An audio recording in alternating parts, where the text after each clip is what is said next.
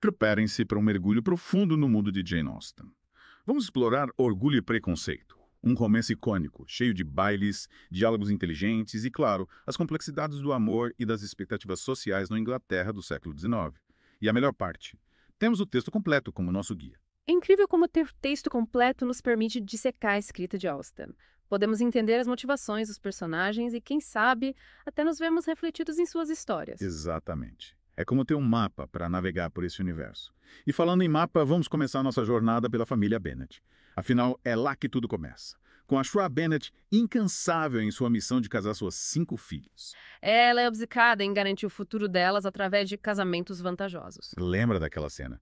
Quando ela diz ao seu Sr. Bennet que não faria diferença se 20 homens ricos se mudassem para a vizinhança se ele se recusasse a visitá-los. É muita pressão. É muita pressão. Mas essa obsessão, por mais cômica que seja, nos leva a uma reflexão importante. Qual era o papel do casamento naquela época? Para as mulheres era a principal forma de ascensão social, de segurança. E aí surge Elizabeth, a segunda filha dos Bennet.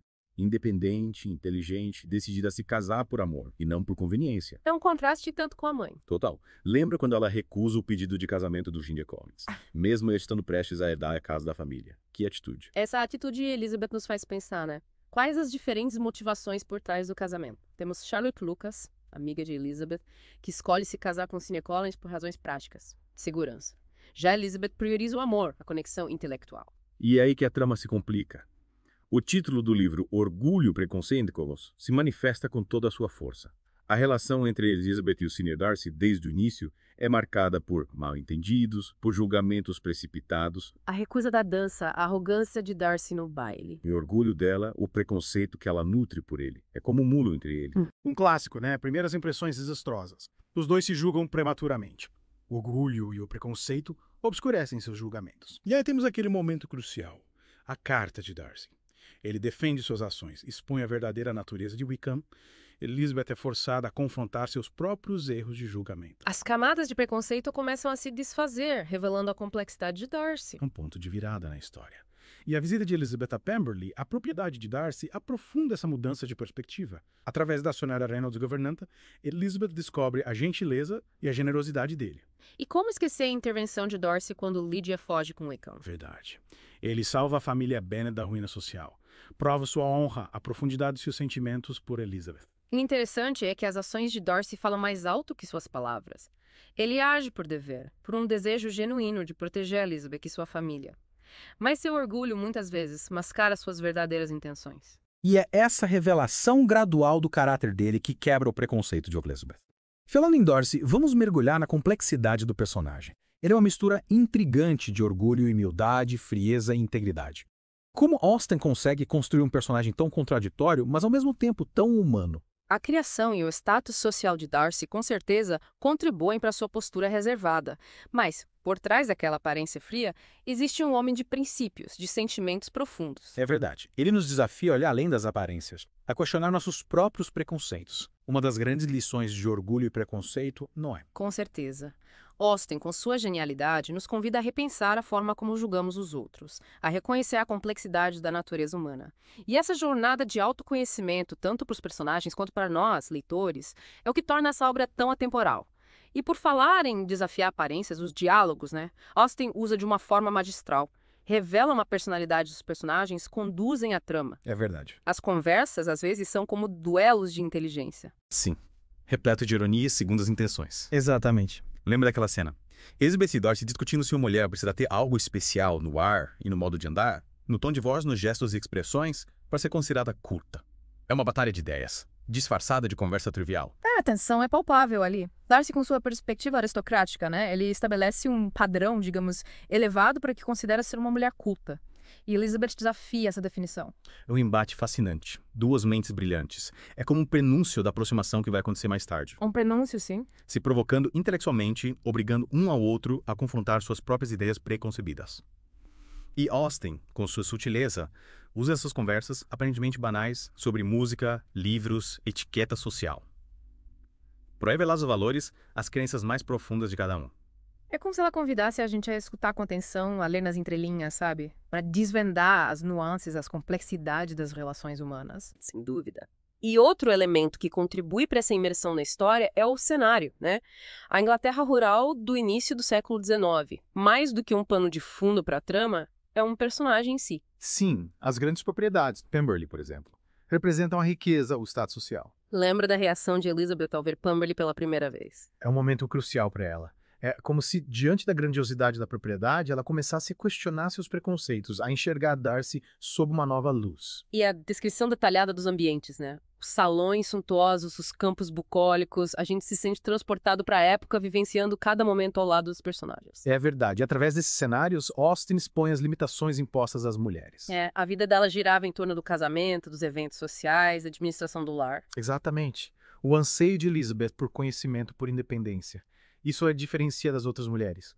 A torna uma personagem tão inspiradora temporal. E mesmo dentro dessas restrições, as personagens femininas de Austen encontram maneiras de se afirmar e fazer suas próprias escolhas. Sem dúvida. E por falar em expor realidades, não podemos deixar de mencionar o humor satírico de Austen, né? Permeia toda a obra. Ela usa a ironia e o sarcasmo de forma brilhante para criticar os costumes, as convenções sociais da época. Que personagens você diria que personificam essa crítica social de forma mais marcante? Sr. Conan, sem dúvida. A caricatura do clérigo pretensioso, subserviente, obcecado por status social, completamente alheio à sua própria ridícula. Austen utiliza para ridicularizar a ambição desmedida, a busca por reconhecimento social em detrimento de conexões genuínas. É um personagem que causa vergonha alheia, mas de uma forma hilária. E Lady Catherine de Bourgh? Sim, a personificação da arrogância aristocrática, do controle social, as tentativas dela de ditar com quem Darcy deve se casar, as interações condescendentes com Elizabeth. Puro ouro satírico. Através desses personagens, Austen expõe a hipocrisia, a futilidade da elite, né? Agarrados a normas sociais ultrapassadas, ignorando a verdadeira essência das pessoas que não se encaixam em seus padrões. E essa crítica social, feita com inteligência e humor, é um dos motivos pelos quais a obra de Austen continua tão relevante. Com certeza. Austen, com sua escrita perspicaz, nos faz rir dos absurdos da sociedade. Ao mesmo tempo, nos convida a refletir sobre questões que ainda ressoam em nossos tempos. E por falar em ressoar, vamos voltar àquele ponto, da maestria de Austen no uso dos diálogos. Não é só o que os personagens dizem, mas como eles dizem, as nuances, as tensões não ditas, como isso contribui para o fascínio duradouro da obra. A forma como Austen constrói os diálogos. Cria uma atmosfera de suspense, de intriga, a gente fica preso à história. Lendo nas entrelinhas, tentando decifrar as emoções ocultas, as motivações por trás de cada palavra, como se estivéssemos na sala de estar, acompanhando jogos de poder, as sutilezas da comunicação da época. Na verdade, a gente se sente cúmplice dos segredos, dos escândalos daquele mundo.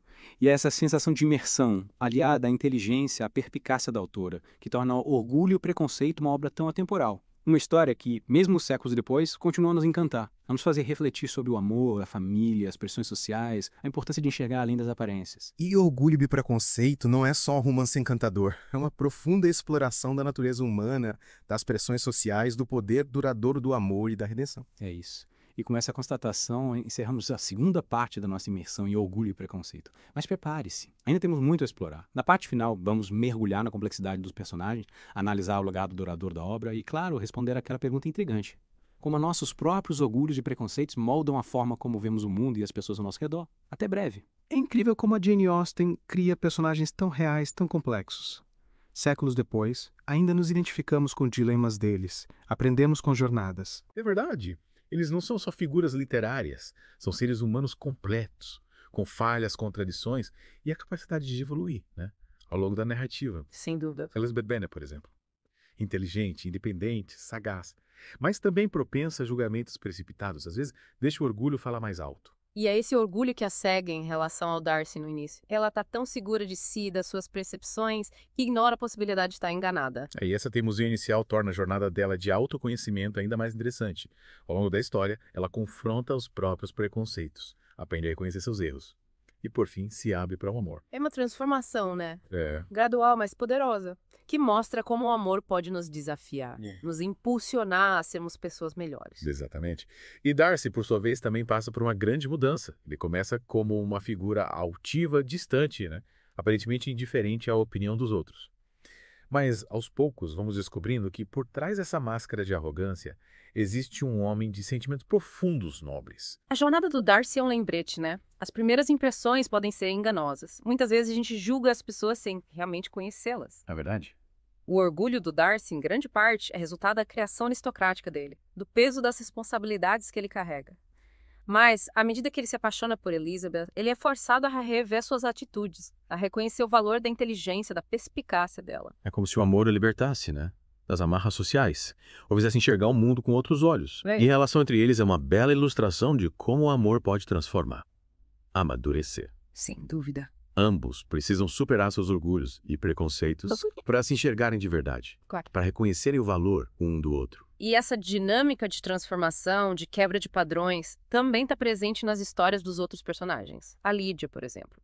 Com a impulsividade dela, a busca por atenção quase leva a família Bennet à ruína. É verdade. Ela nos alerta, né, para os perigos da vaidade descontrolada, da falta de responsabilidade social. E Charlotte, com a decisão pragmática de se casar com Cynthia Collins por segurança, nos leva a questionar as complexidades do casamento, né? As escolhas que as mulheres enfrentavam naquela época. Através da história da Charlotte, Austen nos convida a refletir sobre as expectativas sociais, a busca pela felicidade individual, as concessões que, por vezes, a gente faz em nome da segurança. É verdade. E mesmo personagens secundários como o Sr. Bennet, com seu humor sarcástico, sua postura de observador distante, enriquecem a narrativa, oferecem diferentes perspectivas sobre os eventos. Sem dúvida. Cada personagem, por menor que seja a sua participação, contribui para a riqueza, para a complexidade do universo criado pela Austen. E agora, para finalizarmos nossa imersão em Orgulho e Preconceito, gostaria de retomar aquela pergunta que lançamos no início.